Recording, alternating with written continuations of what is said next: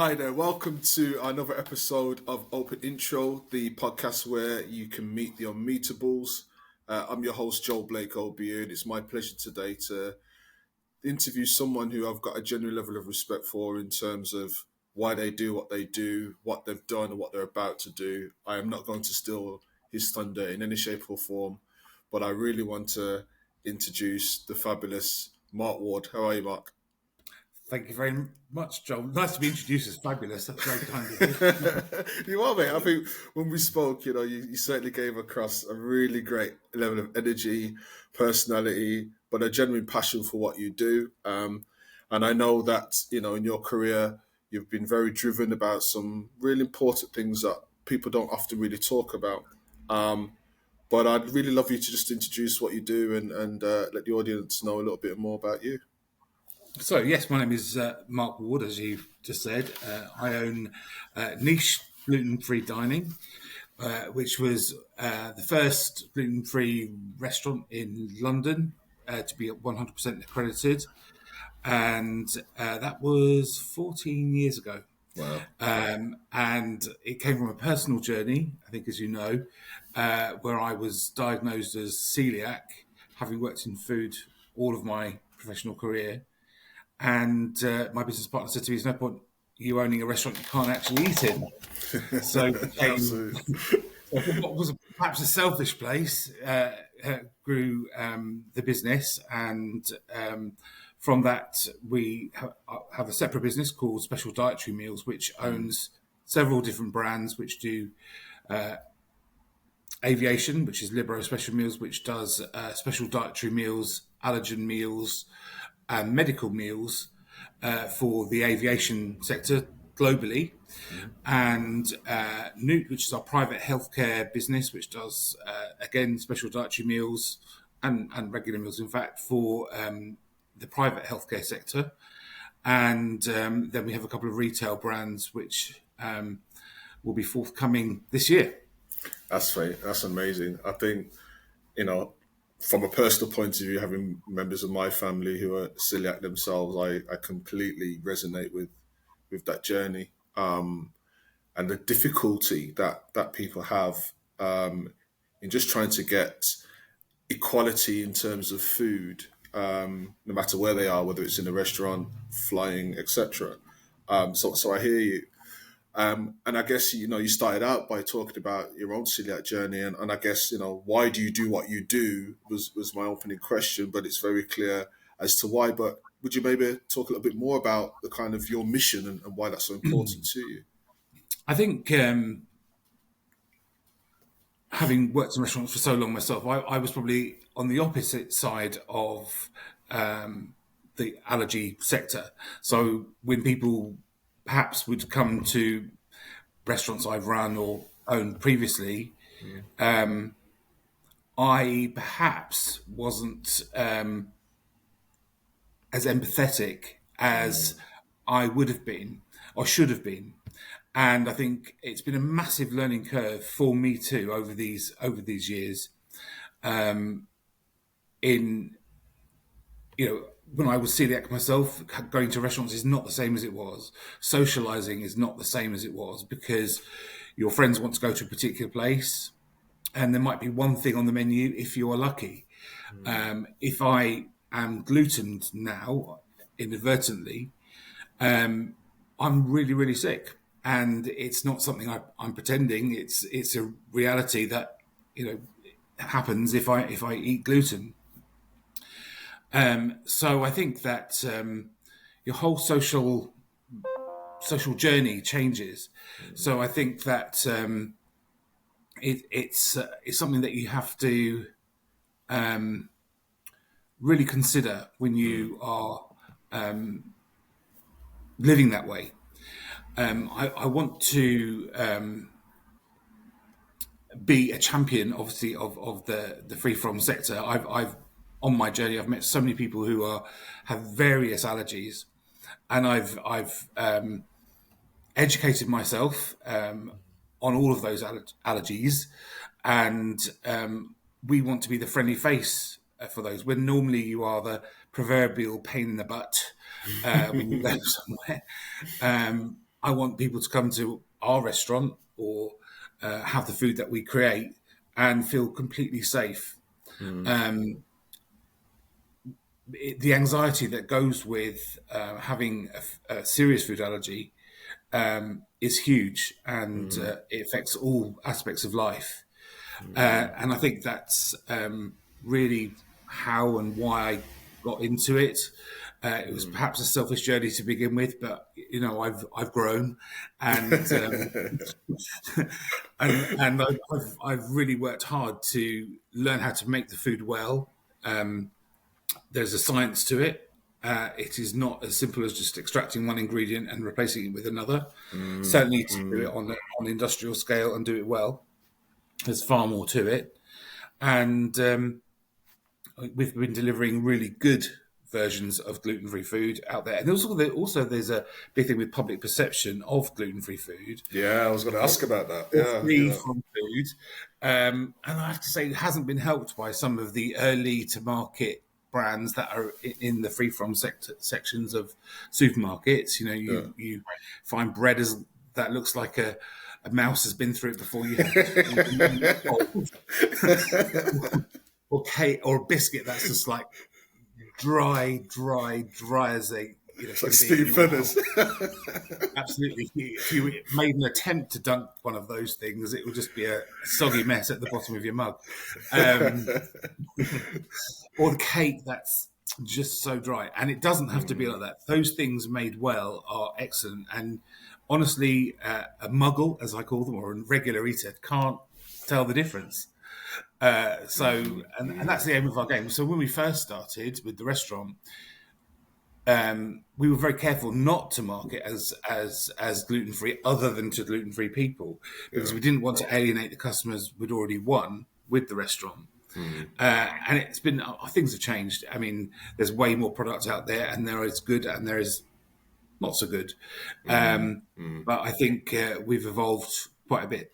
I'd like to think that you've probably, with humility, you are really underplaying just the amount of impact you've created, from that very simple mission, and, whether you started because of your own journey or not, from what we've seen has been an amazing impact. I mean, give us an idea of, I guess, where that has taken you as a leader in this space, and, the number of work countries that you work in, things like that. Just give us a bit of an idea, because I don't think people really understand just how important this actually really is.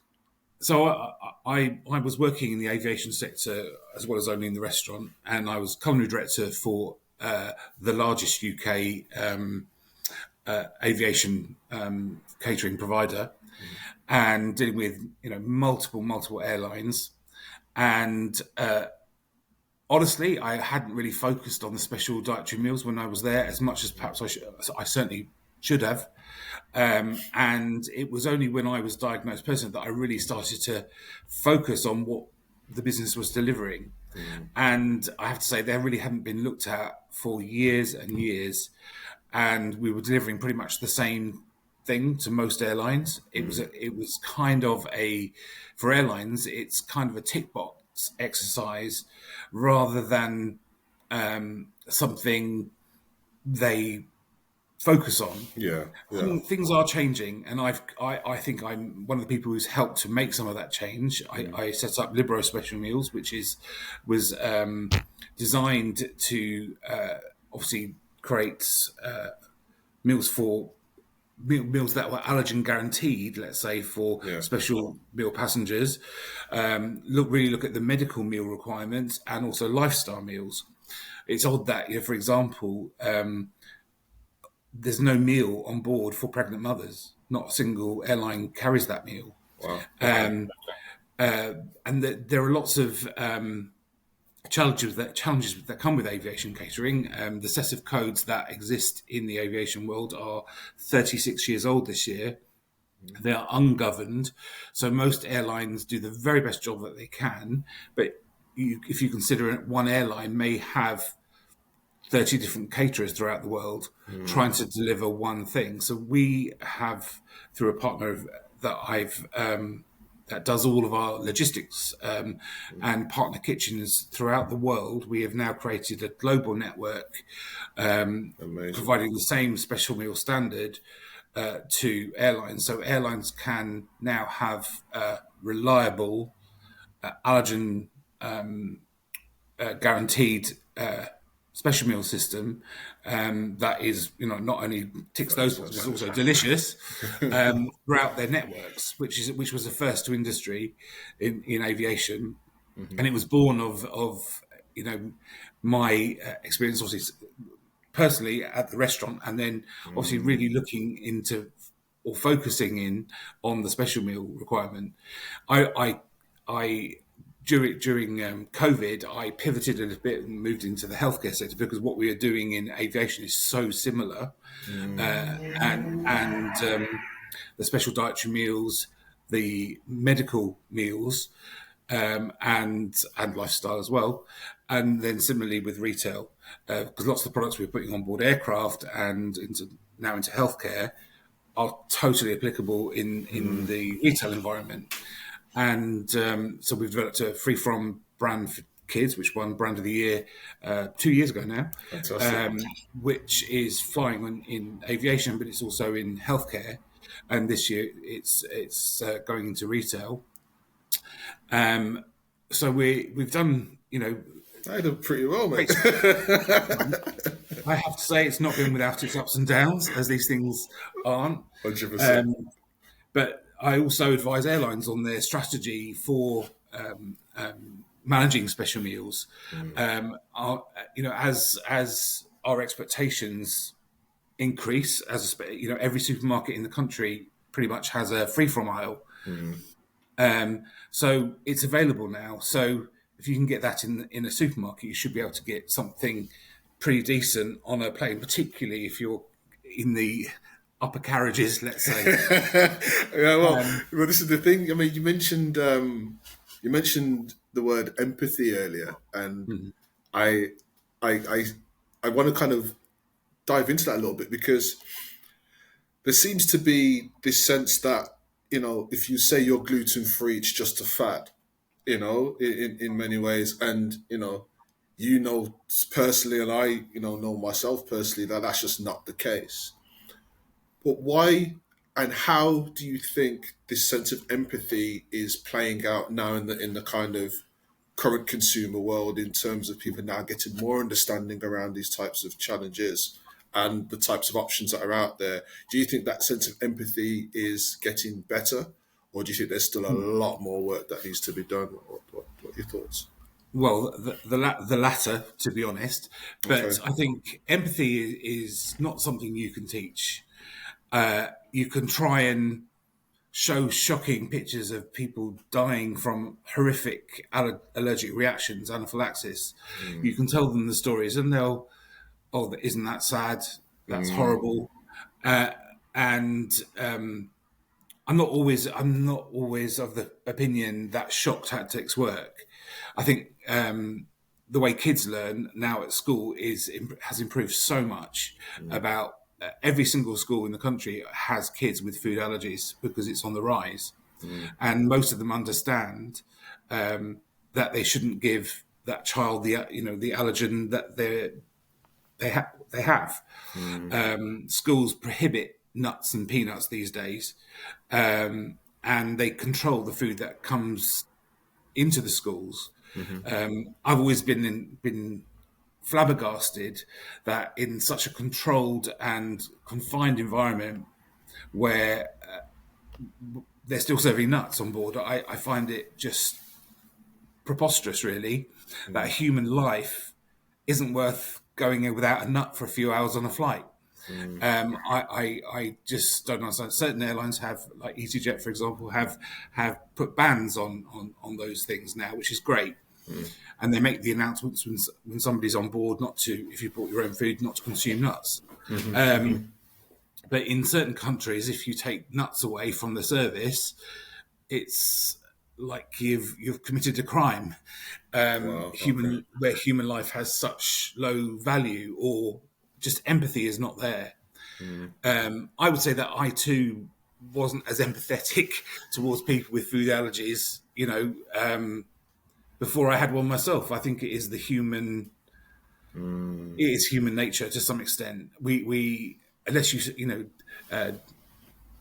don't judge a man till you've been standing in their shoes is the phrase, but there is an element of that, and because your wife is celiac, so personally how it affects her and how it affects your lives as a consequence. And I think that in bigger industries like aviation and in healthcare, often it's a tick box exercise for them to make sure the food is compliant. So actually the improvements in law have really helped people like me or people like your wife with food allergies, and made food safer, made labelling better. The work that Anaphylaxis UK, the work that the Celiac UK do, the work that the Natasha Allergy Research Foundation do is phenomenal. The launch they've just done on Allergy School is just phenomenal. And through their own tragedy of losing their daughter due to having a mislabeled baguette that she bought at an airport at a store, and subsequently, I think everyone knows the story that she died horribly. Through that tragedy, they campaigned and they got the law changed, which is phenomenal. It is sad that it takes those kind of tragedies to put it into focus. Often out of sight is out of mind, and unfortunately, these things are, food allergies are on the increase. People's awareness of their own health and well-being is on the increase. Everything you see on social media is often to do with gut health. Maybe it's just the stuff I watch, but gut health and being fit, being healthy, and eating well. And there are loads of these companies that provide, for people who don't cook or won't cook, provide everything you need to make a meal at home healthily. People are becoming more focused on those things. I think COVID has helped us a little with that, because we're all trapped in our homes. People were having to cook more. Things were not available in supermarkets. There was a queue to get in, a mile long sometimes. Easy to forget that wasn't very long ago at all. Absolutely. And I guess the pace of change is bringing in more innovation into that space as well, isn't it? And helping people to think, get access to education quicker, and helping them feel more informed about this area. But I also wanted to ask just what you were just saying there in terms of the severity and just how bad things can be. And can get in that area, is that, I guess the other side of that is there's the benefit of being more consciously aware of the needs of other people, and that sense of inclusion and taking empathy to a much more natural state. In your businesses and in all that you've done, and I think you've underplayed what you do, in a very humble way, but with the cookbooks and the conversations that you're having and where you're looking to go next. What are you seeing, and what are you really positive and hopeful for in terms of the future of kind of special meals, free from, etc.? Yeah, I think I think restaurants still need to improve and be more aware of when they're writing menus, that they should try and be more inclusive to people who have food allergies. I do accept, as a chef, background, that there will be some chefs who just don't want to have that concern, and that's their choice. But when I go out to eat, I don't eat on my own. I bring people, And I will, if I'm choosing the restaurant, which I invariably am, I'm going to choose somewhere that will cater for me well, not somewhere that has one, crappy risotto on the menu. Like so sick of risotto. I'm going to choose somewhere that has something decent that I can eat, and also where I'm not stressing out that the kitchen is trained and there's some student, a little bit won't hurt, a little bit will hurt, a little bit will make me very unwell, and I don't want it, thanks. 100%. And I think that there is more awareness of certainly, allergies, and I can name quite a few allergy champions who are really, make it their life's mission to tell everybody. There's a it's probably a bit naughty, but there's a comment with, how do you know if you've met a vegan? And the truth is, they'll tell you. The same is true of an allergy person, but I don't think it's because they're being difficult. I think it's because they're trying to inform you, yeah. Well, they're trying to, advocate for their own health. They don't want to be sick. And when there's kind of a journey personally when you're diagnosed with something, because you sort of, you do feel like a pain in the butt. You feel like you're the one who is saying, well, I don't want to go to that restaurant because I've only got one thing I can eat, but the truth is, I think your friends will understand, and I think as I've become older and wiser within this journey, I will absolutely advocate for my own.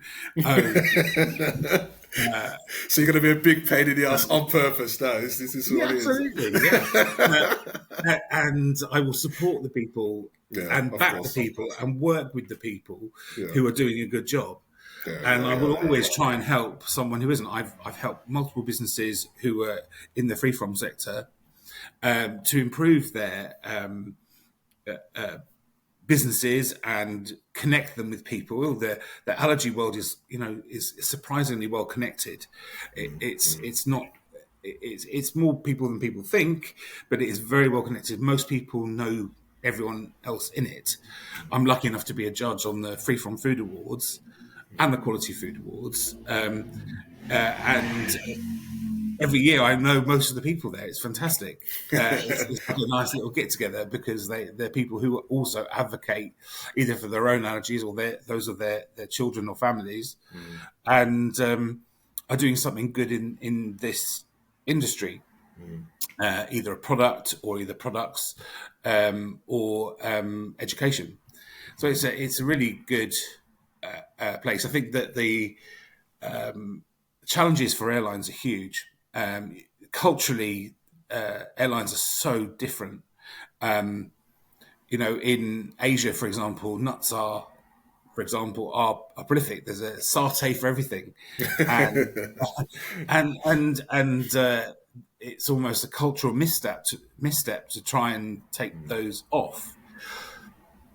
But I hope that people will see that actually it's folly, to be so concerned with having one thing on a menu when actually I think one human life is worth more than any satay out there. And if people can't see that, I think there's something wrong. Honestly, I do. 100%. And it's funny, when people often talk about this area of food in particular, it's easy to, as I think you mentioned earlier, to say it's something that's happened over there. It's a shame, but it's over there. It's not me. But I think there's an authenticity around connecting people together through food, and that authenticity with education in this space. I think it provides a real opportunity to drive more innovation in this space, because the more people are talking about allergen-free foods, free-from foods, etc., is the more new types of food are being created. And I just wonder whether you might just want to share some of the different types of free-from foods, because people might just think, celiac and gluten-free is one, but I'm sure there is a myriad of many different types. You've got an example of different types of free-from foods that people might not even know about yet. I think that a good example of this, I'll put it into aviation as well. Pretty much, one of the privileges of the role that I do is that I travel a lot, and often in the front, not in the front, but in business class. Yeah. And As you do. as you do. I know it's a privilege. I know I'm lucky to do it. Oh, but you've worked hard for that. Nothing wrong with that. I've worked very, very hard for that. But also, I need to see the food on board. And generally, I tend to fly with the airline that I'm going to be working with or doing the meals for, to see what their current offer is. Often, I think it's important to do that kind of groundwork. Yeah. And you wouldn't believe how many flights I've had exactly the same meal. I don't know, perhaps people are talking to each other. It's got that box covered. This is what we do. And it's fruit salad, usually chicken with a tomato sauce, and rice, very plain rice, and another salad with the worst kind of gluten-free brick roll and some kind of nasty vegan spread. No offence to the vegans, but there's some good ones out there too. It's like they've been at some conference that I wasn't let into. Let's put some really crappy food into every business class cabin and make it exactly the same, because it's seldom very good, and it's often the people in charge of culinary for airlines. You've got the chefs who often advise. I mean, I even work with airlines to develop their culinary strategies in their regular food. But for the special meals, it's kind of a separate person, separate department, usually some kind of compliance. So it is a tick box thing. And I think innovation is now coming to that because of companies like mine. And it's also because I think you can have food every bit as good as regular food, if not better. Things made free from well, when you understand the science, you understand how things work. I would give it to most people. I think very seldom have I had anyone say, "Oh, is that gluten free?" It just is. Anything I serve is. I don't have gluten in my own home. Everything is gluten free. Even the Yorkshire puddings, on a Sunday, they are gluten free. Excellent. And I think that innovation comes from having to adapt recipes to make them suitable for everybody. And I still dream of a flaky, buttery croissant, from days gone by. But I know if I had one now, it would make me really sick. So, of course, I'm on the mission to get that recipe down, so it's indistinguishable from lots. So there are still challenges out there. A friend of mine makes donuts, and they're brilliant. But there's innovation to do things that people love and make them in a way that is free from. So it's indistinguishable from its regular counterpart.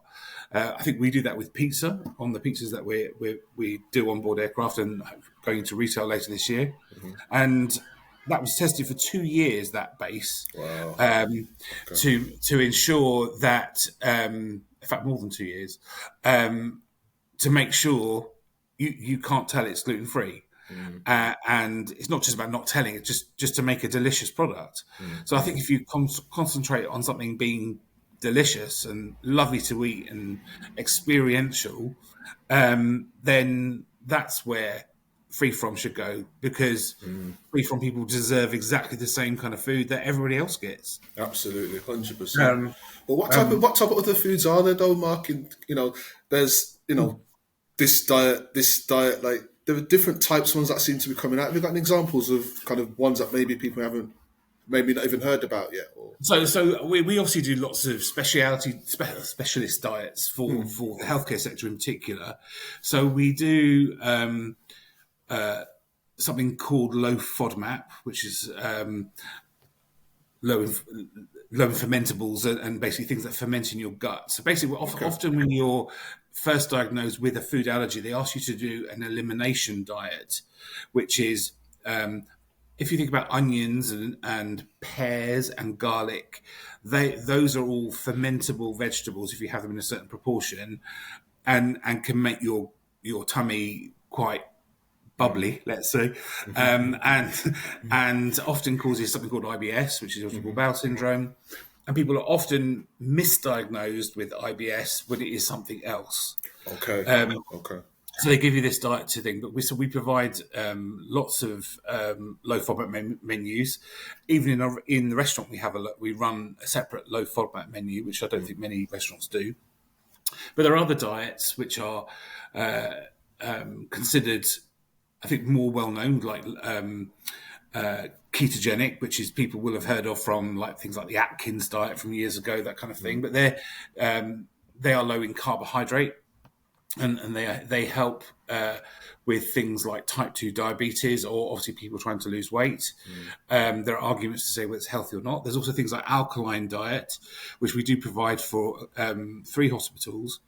And the theory around alkaline, which has been around for a long time, is that if you have cancer, for example, and you then use an alkaline diet whilst you're having treatment, which is basically not putting acid into your body.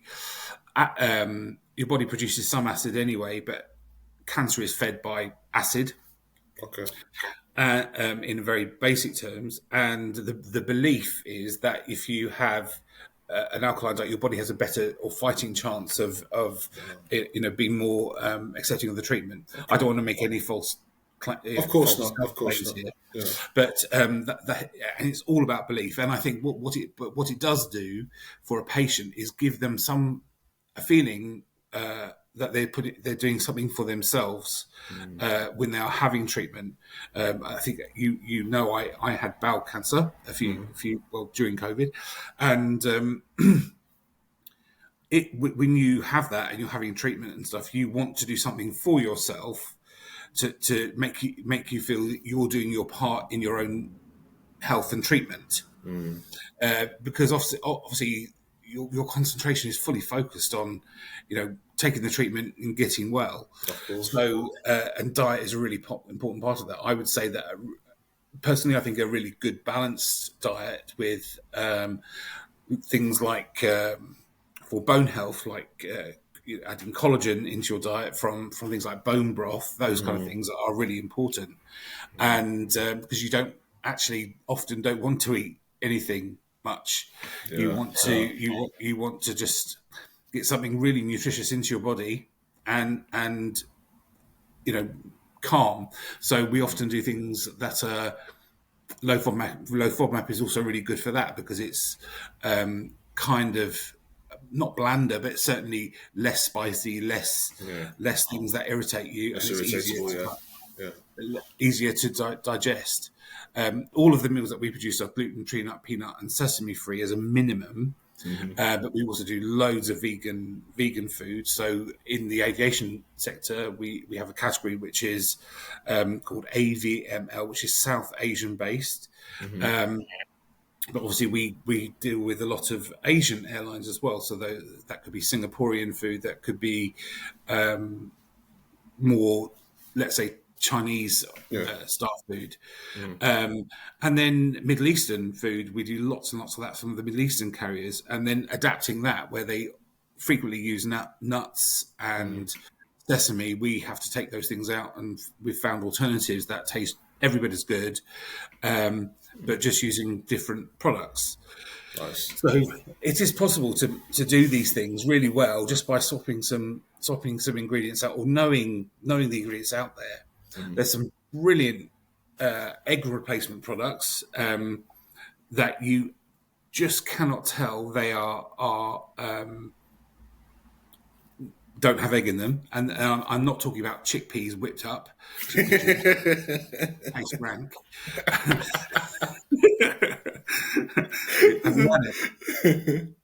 nasty.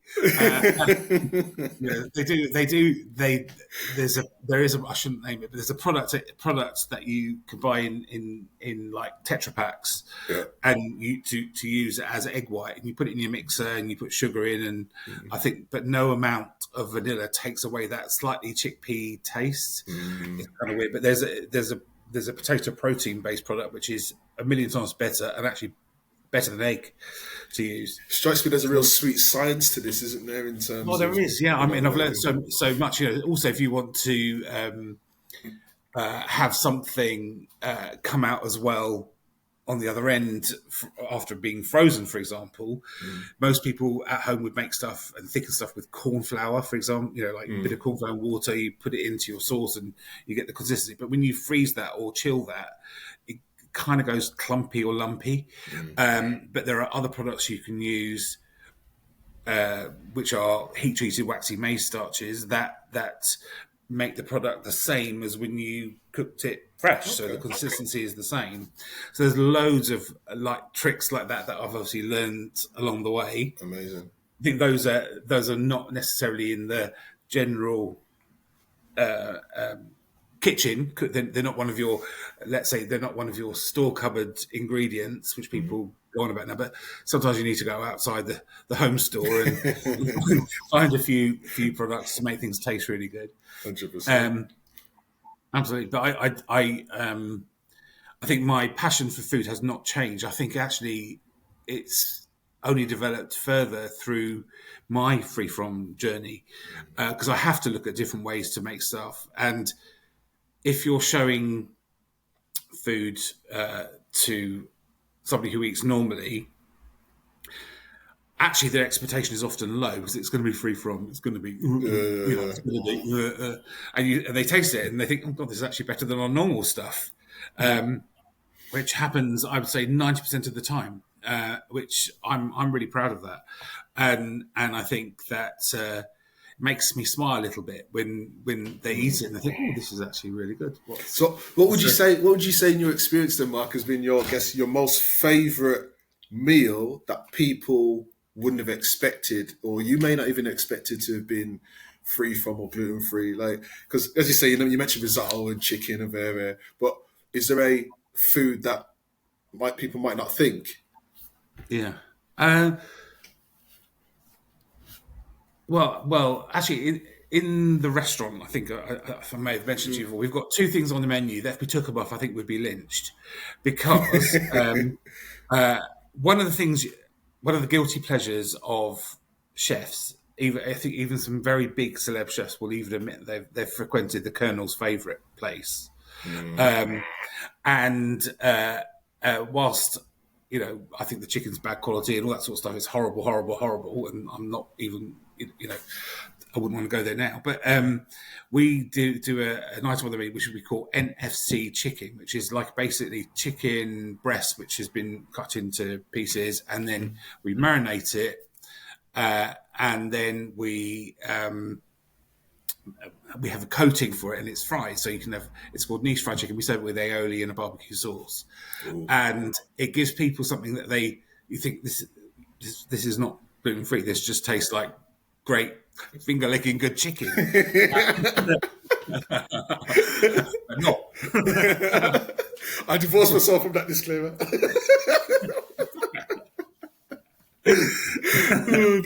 So that, and I think that's really popular. And I think that so you can have things. You just need to learn how to make them. And even that dish evolved over the years, because we used to marinate it in buttermilk. But obviously, I wanted to take the milk allergen out, so I created a marinade which has not only helped to tenderize the chicken more, but also it's allergen free. So it's done a really good job. So that's happened. But we have another one which is Parmesan and cheddar donut, which they're delicious. You have them with a tomato sauce with them, and they're like these little balls, like beignets, really, like baby donuts. And you open them up, and there's this like gooey, cheesy center, delicious. So they're in the cookbook, the niche cookbook, just to say. That sounds good. Get that in, and and I think but other things like Yorkshire puddings. When I've had friends round, for example, for Sunday lunch, and they think that, because often if I go to a pub or somewhere like that for lunch, I either won't get the gravy because they've got flour in it, or I won't, and most 90% of the time I won't get a Yorkshire either. So it's a little bit dry, and so obviously I do the Yorkshire puddings, I do the roast beef, the sauce. I'll make cauliflower cheese or whatever it is to go with it. So, and you just wouldn't know the difference. I think obviously they're well-made versions of those things, but I think that they are indistinguishable from the regular counterparts. Excellent. So it is possible to make pretty much, I think, most things really well free from.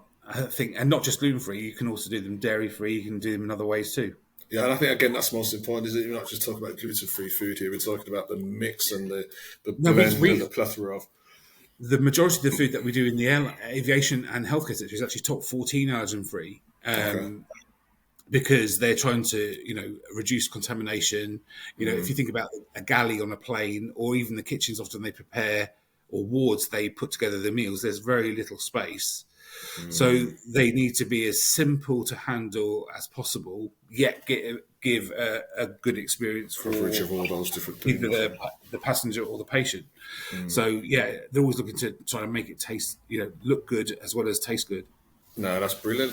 So it strikes me everyone needs to get down to kind of your niche restaurant in London and try the menu. I think it sounds pretty amazing. New menu launches in about 2 weeks from now. Great stuff. Awesome. Well, we'll certainly support and push that out there for sure. So, we've talked a lot about, I guess, your experience and your why and where that's taken you, and your expertise in terms of some of those areas, and that sense of innovation. But what does the future hold for Marc? Then what's coming next? What do you want to maybe share or let people know about in terms of what's coming next? Happy to share. Yes, we're open. So in the UK, we're expanding the healthcare business, and we are putting some products into some retail stores. We've got new restaurants on the way, which are slightly, let's say, an evolved version of what we have currently. One of the challenges we had it was just not very big, so we couldn't. We tried doing Deliveroo and all that kind of stuff, but we just could not, just didn't have the space, and then the restaurant's so packed anyway, and sometimes we even have a queue out the door. So you have all these sort of Deliveroo drivers and Uber drivers coming to the door with their helmets and all the rest of it, looking, just standing in the doorway. It's just not a good look. So we are opening a dark kitchen, so we can actually provide some of the menu items from niche from there. And then the new restaurant format will also have a free from food hall. So actually a food hall dedicated to the free from community, with its own bakery, its own butchery, all of those kind of things, as well as it'll be separate obviously to the restaurant, but with the restaurant there as well. So that's really exciting. Looking forward to that. Obviously, I don't do this all on my own. I've got other people helping me, and which is really good. So I've got a really strong team around me.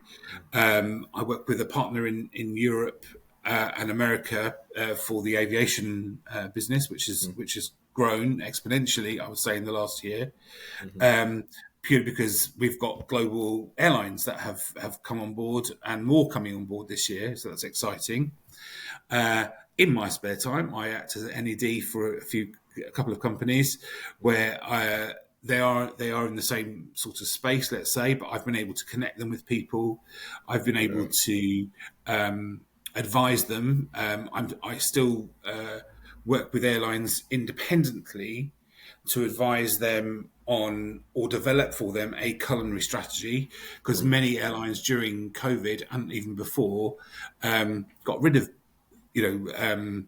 hierarchy in culinary because they just couldn't afford them. So lots of airlines now outsource that function, where you are able to advise not only on the regular passengers, but also about creating an authentic story for that airline airlines are generally not known for their food. There's a few exceptions to that rule, but actually creating something that's authentic on board and looking at that country's good food things and trying to somehow translate that to the onboard experience and create touch points for passengers. I also think that using IT is I've never been great at IT. I know it's your thing, Joel. So I type really fast, and people think, "Oh, he must be great with IT," but not at all. I am like the village idiot on that one, but I am trying to learn, and I think IT can and AI even can play a huge part in helping shape and personalize the customer journey in 100%. almost most walks of life, certainly in healthcare, certainly in aviation. So, for example, when I book a meal on, like a flight, and I book my gluten-free meal, it'd be great if that airline could say, well, this lounge or this restaurant at the airport will have something you can actually consume. Because invariably you'll go to an airport, there's nowhere that has anything suitable. There are certain airports that I just think, there's nothing. So I have to take my packed lunch. I think those things can really personalise it, especially if you've got a life-threatening food allergy, if you've got a nut allergy or a dairy allergy or an egg allergy that or fish, for example, that could kill you. You want to be sure. You want to have that assurity, and it would help, I think, so much to reduce anxiety and to make the journey just much nicer for every passenger. There are things that could be improved. So it strikes me there's some wonderful things on its way, and I think the world needs to look out a little bit and see what's happening. They do. I think people need to get on the free from bandwagon a bit, and I think that people. I don't know, Joe. I don't know if you have an answer for how we could get people to be more considerate in a world which is becoming either more leftist or rightist. Very few in the middle. And I think just a bit of compassion for our fellow human. 100%. We are just humans wanting to live our best lives in the world, and actually, food allergies are a problem, and so giving people food. Love to help with that. That's right. I think there's so much opportunity and so much things that are really basic but could be really elevated to make it normalized in those different spaces. So yeah, definitely can look at that. I guess in closing then, Mark, what I really want you to ask you to do is to really think about, I guess, or share a closing thought that you may have, or a bit of insight just from your own experiences, your own journey that you'd want to share with the audience. And I guess, why should people contact you on OpenIntro? Why should they book some time to speak with you? So I guess, what would be a closing thought? I think we were one of the first to get into the free from and gluten-free thing, certainly in London and the UK. And from that, great things have come from that. And it hasn't been without mistakes and errors along the way, and things I wish I'd done differently.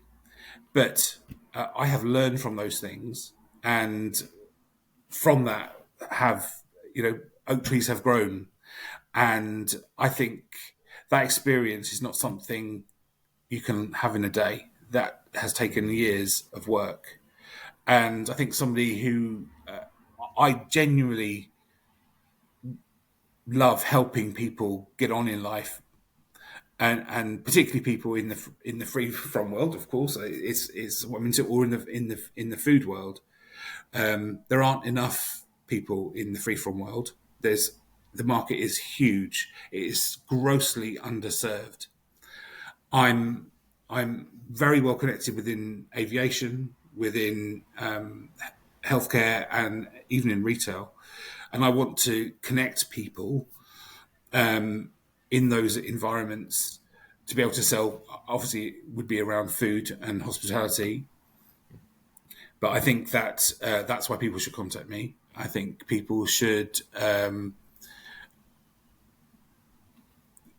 joining me, they're joining a community of people within this industry or within the free-from industry and special dietary meals industry or within the food industry that can help to move their business along and connect them with the right people to achieve their goals. Amazing. I think that's why. Amazing. Thank you. Well, Mark, I just wanted just to say thank you for your time. I know you're an incredibly busy man, and as you say, you're constantly on some plane somewhere. But Well, from we're what in I've the UK now. It's good, isn't it? I'm really excited. absolutely, but what I've really heard today is your real passion for, and your centering around your mission behind what you do, and you've evidenced your ability to take that mission and multiply the impact of that in so many different spaces. Um, and I can only see that growing and growing and growing more to help not just educate others, but empower others to take action, to support themselves, their families, their communities, and the world at large. And I think, kudos to you for taking your experience and being able to manifest that in that way. And I'm sure that, those who get in touch with you will learn more about the practicalities of how you've done that and can learn from that as well. So thanks for taking the time to be on this podcast today. And we look forward to speaking to you soon. I look forward to seeing you in the restaurant very soon, Joel, with Absolutely. Wifey. I will be there.